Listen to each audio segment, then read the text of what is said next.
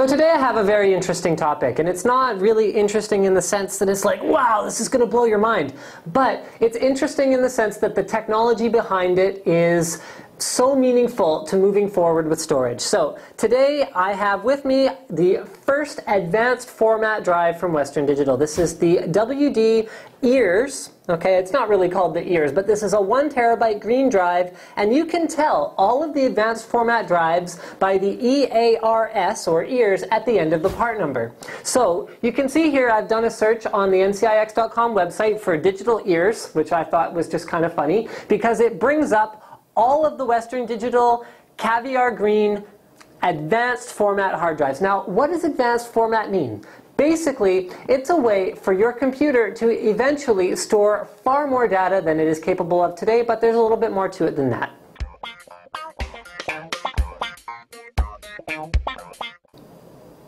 So now let's get into a little bit more of the technical aspects of this. First of all, let me start out by saying hard drives make errors all the time. All the time. But the hard drive manufacturers protect us from these errors that occur on a very micro level by putting in what's called ECC. So basically what they're doing is they're taking every portion of the drive that you write some data to, and they're tacking on a little bit extra that includes information about what's supposed to be there. That prevents the drive from making a mistake that it can't recover from. What advanced format does is it increases that smallest addressable space called a sector to 8 times the traditional size. So we used to use 512 byte sectors, and now we're using 4 kilobyte sectors.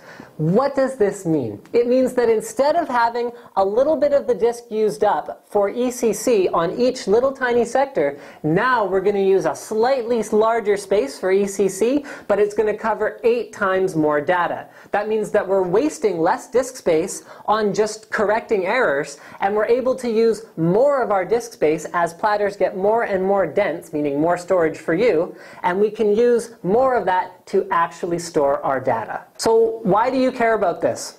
The answer is because it can dramatically affect performance on Windows XP if you don't properly prepare an advanced format drive before using it. Now, you can take your 4 kilobyte sector and you can actually virtually turn it into 8 512 byte sectors.